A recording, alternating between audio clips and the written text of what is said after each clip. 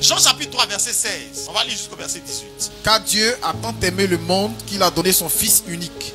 Oui. Afin que quiconque croit en lui Afin que quiconque croit en son Fils ne périsse point, mais qui ait la vie éternelle. Oui. Dieu, 17.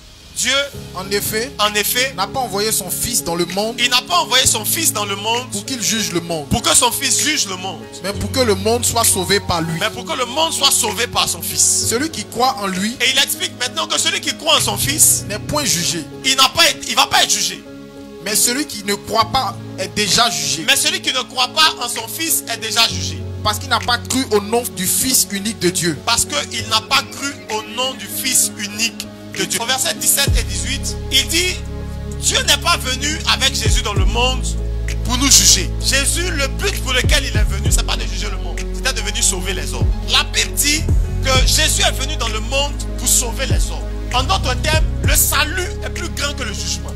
On ne peut pas juger quelqu'un qui est sauvé. Un homme donc qui a accepté le salut ne peut plus être l'objet d'un jugement. Donc on ne peut pas me dire que tu es allé au ciel et tu as vu des gens qui ont accepté le salut, tu les as vus en rang pour être jugés. C'est faux. Jean 3 verset 17 dit, il explique qu'est-ce que c'est que le jugement. Il dit le jugement, c'est que Jésus est venu dans le monde et ils ne l'ont pas reçu. Ceux qui ne l'ont pas reçu sont déjà jugés. Ceux qui l'ont accepté ne seront jamais jugés. Si j'ai accepté Jésus, la porte du parc, quand tu arrives comme ça, les anges même ouvrent la porte, ils font une et puis on applaudit comme ça. Il n'y a pas de jugement pour ceux qui sont sauvés. Je peux répéter ça? Il n'y a pas de jugement pour ceux qui sont sauvés. Parce que qu'est-ce que vaut le salut donc? Si je vais être sauvé et puis encore être jugé au port du paradis et on peut encore remettre mon salut en question. Pourquoi est-ce que j'ai accepté Jésus sur terre alors? C'est comme si tu as eu le bac et puis après avoir eu le bac, on te dit non. Avant d'entrer à l'université, on va encore te faire passer un examen pour voir si tu as vraiment eu le bac. Pourquoi est composé alors? Aïe. J'ai eu mon examen, je l'ai eu. Quand je vais à l'université, mon nom même m'attend à l'université. C'est pas ça. On dit mon ami, tu as eu non? Voici ta classe là-bas. Tu peux pas arriver au port du paradis, puis on va encore te demander, on va ouvrir le cahier pour voir si ton nom est écrit dans le livre de vie. C'est pas l'évangile. On dit ceux qui ont cru sont déjà jugés. C'est la Bible. Par contre, ceux qui n'ont pas cru, le jugement c'est que on a envoyé le Fils de Dieu sur terre pour les sauver, ils n'ont pas cru. Donc, c'est même pas Jésus qui les juge. C'est pour ça qu'on dit Jésus n'est pas venu pour juger le monde. Le jugement là, écoutez-moi bien s'il vous plaît. Le jugement, c'est pas Jésus qui juge. Donc Jésus n'est pas responsable de qui va aller au ciel, qui va pas aller au ciel. À la base, au départ, au commencement même, nous tous même là, on est candidats pour l'enfer. Écoutez-moi bien. En fait, le jugement a déjà eu lieu. Le jour où Adam a péché, Dieu a prononcé son jugement sur les hommes. Tous les hommes sont censés mourir. Romains 3, 23 dit, tous ont péché et sont privés de la gloire de Dieu. Ça c'est le jugement. On a déjà prononcé ça. C'est pour ça que Jésus ne vient pas pour juger. Il vient pour sauver ceux qu'on a placés sur ce jugement. Et donc, si tu n'as pas accepté Jésus, c'est pas Jésus qui te juge. C'est le péché d'Adam qui a placé tous les hommes dans le péché, dans le jugement là, qui nous a jugés d'avance. Donc il n'y a pas un on va le faire au ciel, ils vont ouvrir des cahiers, ils vont regarder. Tu t'appelles comment? Kwao à moins Blandine. Attends, il y avait beaucoup de Kwao déjà. Kwao, tu es né quand? Même jour là, il y a 2 Kwao à Blandine qui sont nés. Kwao Blandine. Hein, c'est toi qui es né à midi 15 là. Tu as pratiqué ta maman aussi. On pousse, tu ne sors pas. Ça c'est ton jugement qu'elle a. Hein. Quand on poussait là, tu voulais faire quoi? Tu voulais pas venir. Regardez là-bas. Kwao Blandine. C'est toi qui as fait avortement là. En décembre 2018 là. Ah.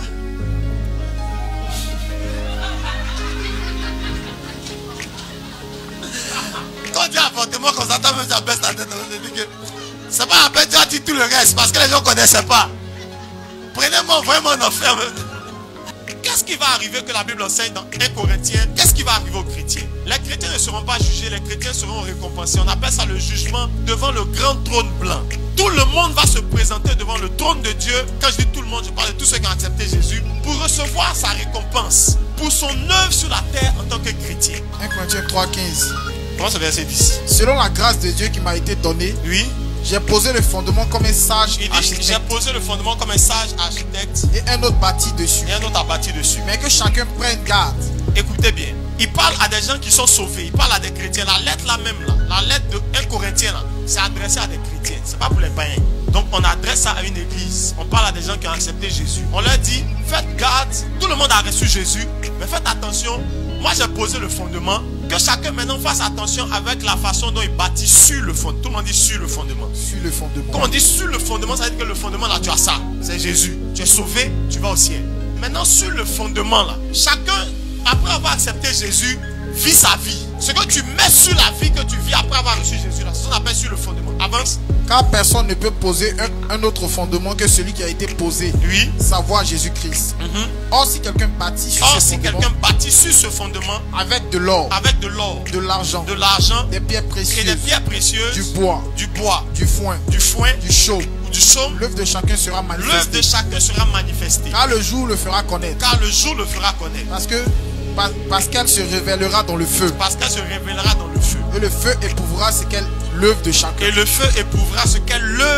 chrétien. On parle toujours à des chrétiens. Oui.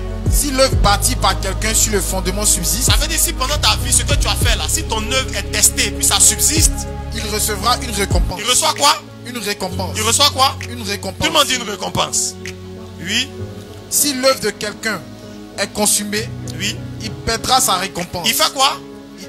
Il fait quoi? Perdra sa récompense. Est-ce qu'il va en enfer? Il va en enfer? On dit il fait quoi? Pour lui, il sera sauvé. Pour lui, il sera comment? Sauvé. On parle toujours de celui qui a perdu sa récompense. Il sera comment? Est-ce qu'on dit il ne sera pas sauvé? On dit il sera sauvé quand même. Mais comment? Mais comme au travers du feu. Il sera sauvé comme quelqu'un que le feu brûle, mais il passe quand même. Mais il est sauvé. Ça veut dire qu'il a raté l'enfer. Comme il n'a rien foutu de bon, il a accepté Jésus, mais il n'a rien fait de bon pour le Seigneur sur la terre. Donc il va être sauvé comme quelqu'un qui a frôlé le feu et puis il est rentré quand même. Mais il est rentré ou bien il n'est pas rentré. Il y a beaucoup ici, c'est comme ça ils vont rentrer. Ils vont rentrer, quand ils rentrent comme ça, on voit les petites taches, les petites brûlures. On dit, ah mon ami, qu'est-ce qui t'est arrivé? En ce moment, nous on est en forme comme ça. Mais qu'est-ce qui t'est arrivé? Non, en rentrant là, je me suis brûlé un peu. Ça veut dire que tu faisais rien pour Dieu sur terre. C'est pas clair dans la Bible, c'est pas les chrétiens ne lisent pas. On dit, tu acceptes Jésus et en prenant ta vie sur terre, ce que tu fais pour Dieu là, on appelle ça bâti sur le fondement. Ça veut dire, avant d'accepter Jésus, c'est partout. Quand tu viens d'accepter Jésus, tu sais Dieu à l'église, tu remplis ta destinée, tu évangélises des gens, tu envoies des amis à la foi, tu parles de Jésus à d'autres, tu fais ce que Dieu demande. Quand tu fais tout ça, là, la Bible va maintenant mesurer l'œuvre de chacun. Dieu va prendre le travail que chacun a fait après avoir accepté Jésus et il va le peser. Et il donne 3 catégories. Il donne l'or, l'argent et les pierres précieuses. Ça veut dire que ceux qui ont bien fait, là, il y a ceux qui ont fait bien, ceux qui ont fait très bien, ceux qui ont fait excellent. Il va récompenser chacun en fonction de ce qu'il a fait. Et ensuite, il va prendre ceux qui ont fait le bois, le foin et le chaume. Donc ça, c'est ceux qui ont fait des bêtises.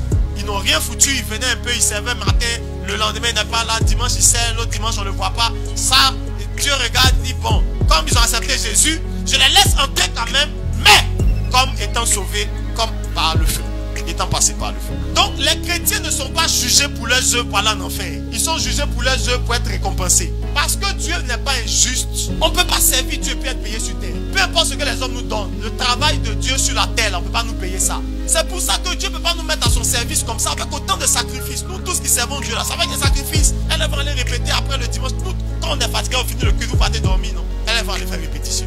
Jusqu'à 18h, 19h, parfois jusqu'à 22h, 23h. C'est des sacrifices. Pendant que les autres dorment, elles les font en plus. Eux, ils ont des choses à faire, mais ils apprennent, ils répètent. Ceux qui servent Dieu là, tout cela, ils font des sacrifices. Donc Dieu ne peut pas regarder des gens faire des sacrifices. Moi-même là, même si l'église devient riche, que je dis, bon, je paye les instrumentistes 50 000, je paye ceux qui filment à 100 000, ceux qui font ceci à 20 000, c'est pas suffisant pour les efforts et les sacrifices qu'ils font. C'est pour ça que Dieu va récompenser ceux qui le servent. Parce qu'il sait qu'il n'y a pas un salaire sur terre qui peut payer le travail qu'on fait pour lui. Donc, ceux qui ont travaillé là, il va les appeler. Dieu est un bon maître. Il paye le salaire de ses ouvriers. Il n'est le débiteur de personne. Tout ce que tu vas faire là, il est en train de calculer. À la fin, il va t'appeler, il va te payer ton salaire. Dis à ton voisin, Dieu pèse nos œuvres, pas pour nous juger, mais pour nous récompenser. Amen.